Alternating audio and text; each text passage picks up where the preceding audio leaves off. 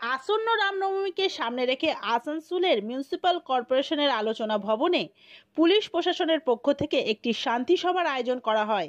এই দিন এই সভায় আসানসোল দক্ষিণ, উত্তর ও হীরাপুর থানার আধিকারিকরা উপস্থিত ছিলেন।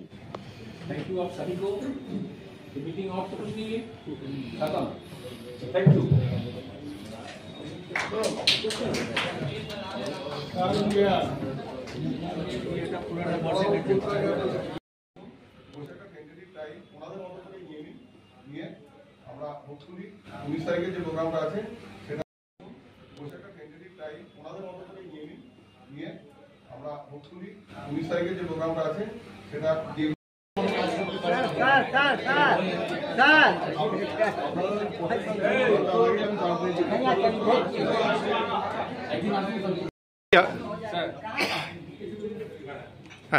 আজকে কি আলোচনা হলো স্যার?